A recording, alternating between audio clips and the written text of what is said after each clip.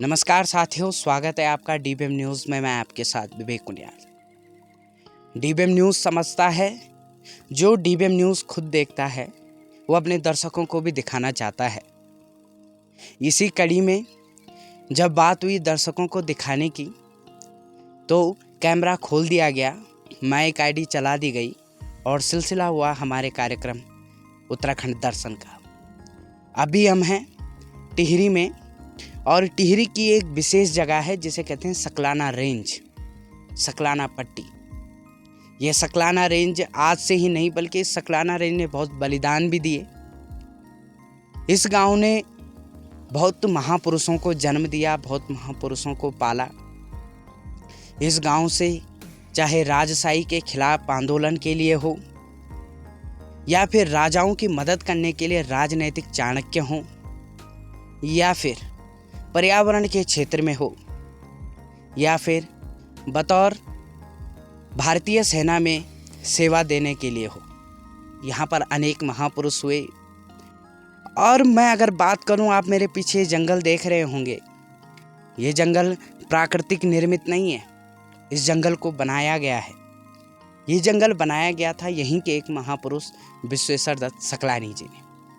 मैं आपको अगर दिखाऊं तो ये जंगल, उन्हें विश्वेश्वर दत्त सकलानी जी को जो है वृक्ष मानव के रूप में भी जाना जाता था और उन्हें जो है कई पुरस्कार भी सरकार के द्वारा दिए गए। ये जंगल विश्वेश्वर दत्त सकलानी जी द्वारा बनाया गया था और अगर इसके संख्या की बात करें, इन पेड़ों की संख्या की बात करें तो 50 लाख से अधिक जो है यहाँ पर पेड़ लगाए गए थे विश्वेश्वर दत्त सकलानी जी द्वारा, ताकि पर्यावरण सुदृढ़ हो पाए। और पर्यावरण में जो है इन पेड़ों की भूमिका एक बहुत बड़ी होती है। मैं तो मानता हूँ कि अगर पेड़ ही पर्यावरण है, इसीलिए जो है यहाँ पर विश्वेश्वर दत्त सकलानी जी द्वारा अनेक पेड़ यहाँ पर लगाए गए थे। इसी कड़ी में मैं आगे आपको दिखाऊंगा कि मैं कैमरामैन से कहूँगा कि वो आगे दिखाएं। ये जो आप ऊपर देख रहे होंगे आधे हिस्से तक तो पेड़ हैं और उससे ऊपर जो है जो पेड़ नहीं है, इस पीक को कहते हैं ट्री पीक। और यहाँ पर जो है जो विंटर लाइन दिखती है, कहते हैं यहाँ के स्थानीय लोग कहते हैं, मैं तो अभी तक गया नहीं हूँ, लेकिन स्थानीय लोग यहाँ कहते हैं कि ये जो यहाँ से जो विंटर लाइन दिखती है वो मसूरी से भी नहीं दिखती है। इतना अच्छा सुंदर मनोरम दृश्य जो है यहाँ से होता है। यहाँ पर बहुत यहाँ पर जो है छोटे छोटे बालक भी हैं जो कि इसी गांव के हैं और ये जो है अपने इनके जो पूर्वज हैं उनके महान कर्मों को याद भी करते हैं, जानते भी हैं। और अगर मैं आपको बताऊं तो आजकल की अगर मैं दृष्टि से देखूं तो जो छोटे बच्चे होते हैं उन्हें अपने गांव के बारे में जानकारी नहीं होती, अपने पूर्वजों के बारे में जानकारी नहीं होती, यहाँ तक कि वो अपने दादाजी का नाम भी नहीं जानते हैं। लेकिन इन बच्चों की जागरूकता देखिए कि अपने जो है गांव के बारे में अच्छे ढंग से जानते हैं। आइए बात करते हैं और जानते हैं इनसे क्या नाम है। इनके क्या नाम है आपका? अंशुल सकलानी। अंशुल सकलानी जी नाम है आपका।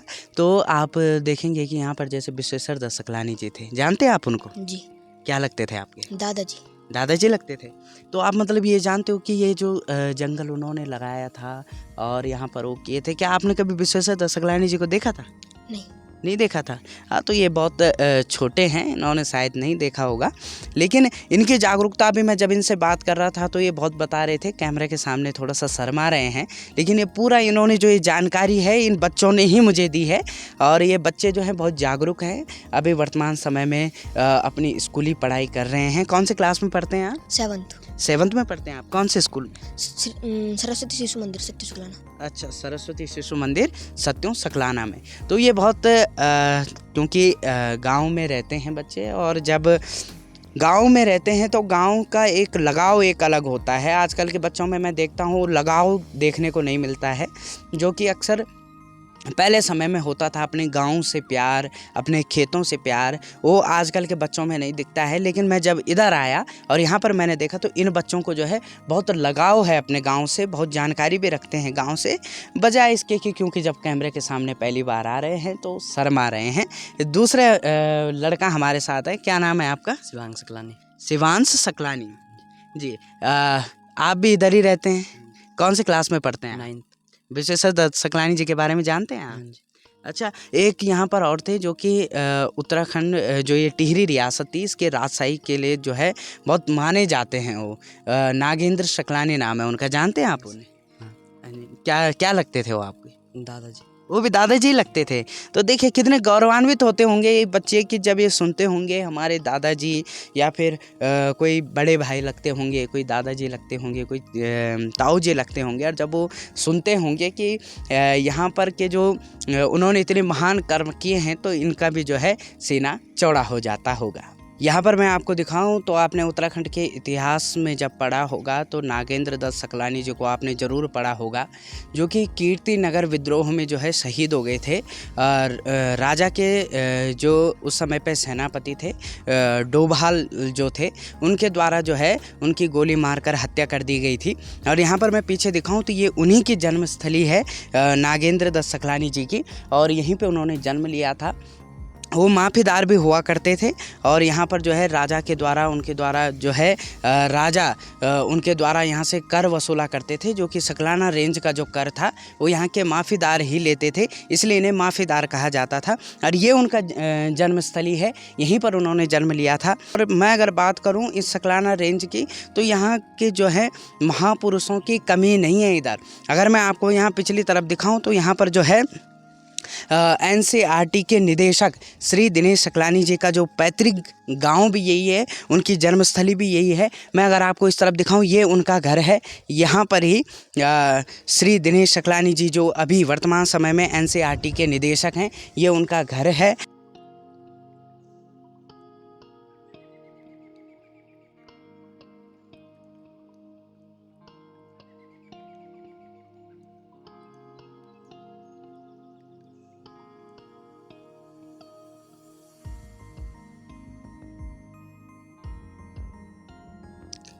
यहाँ पर आप मेरे पीछे देख सकते हैं, इसी सकलाना रेंज में एक शिव जी का मंदिर भी है, शिवालय भी है, और ये सबकी मनोकामना पूर्ण भी यहाँ पर शिव जी करते हैं।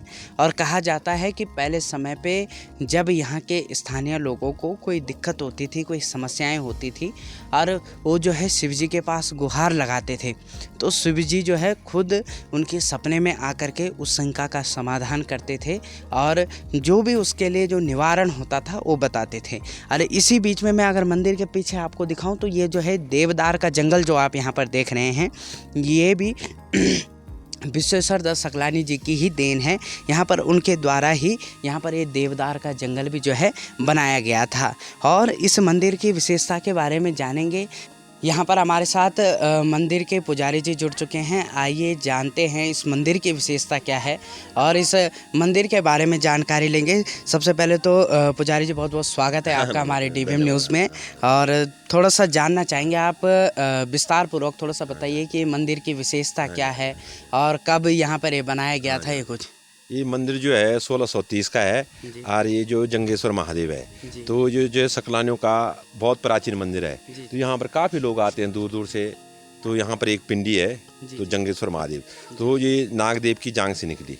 नागदेव जी हमारे पूर्वज थे कोई, तो उनकी जांग से निकली। और जो संसार देवी थे उनके जो पूरे सकलानी वंशज है। तो हम लोगों के 17 गांव हैं डिस्ट्रिक्ट टिहरी में, और एक 18 पौड़ी में भी है। तो जो जंगेश्वर नाम से है और पुजार गाँव नाम का स्थान पे है, और बहुत पवित्र मंदिर है। और इसकी जो मन्नतें होती हैं लोगों की, तो सब लोगों की यहाँ पर मन्नतें पूरी होती हैं। ये जो है इसके पीछे बगासु महादेव है, वहाँ पर जो है जैसे नारियल सुपारी वो चढ़ाया जाता है। तो इस तरह से इस मंदिर की ये विशेषता है। काफ़ी दूर से आते हैं लोग यहाँ, और मैं जो यहाँ पर पुजारी हूँ, बस इसकी सेवा में समर्पित हूँ। तो मैं भी जो 90 में मैं इंजीनियरिंग में निकल गया था, तो इस बोली की ऐसी कृपा है कि इसी में मैं समर्पित हूँ और इसकी सेवा में अपने डेली पूजा पाठ करता हूँ। एक और चीज़ मैं यहाँ पर आपको दिखाना चाहूँगा, उत्तराखंड की जो परंपरा थी, जैसे आपने सुना होगा कि 6 महीने जो सर्दियों के होते थे उन्हें जो है नीचे गाँव में उस समय पे लोग रहा करते थे, और 6 महीने जो गर्मियों के होते थे उस समय पे जो है वो अपने डांडा या छानी इनको बोला करते थे, वहाँ पर रहते थे। आधुनिकता के कारण से जो है कहीं ना कहीं अब मिटती भी आ रही है, लेकिन इस गांव की खासियत बात ये है कि यहाँ पर ये परंपरा अभी भी जागृत है। मैं अगर आपको पीछे दिखाऊं तो ये जो मकान है, इस मकान को यहाँ स्थानीय भाषा में डांडा या छानी कहा जाता है, और यहाँ पर 6 महीने गर्मियों के यहीं पर स्थानीय लोग रहते हैं और 6 महीने जो है वो नीचे गांव में रहते हैं, क्योंकि ठंड बढ़ जाती है।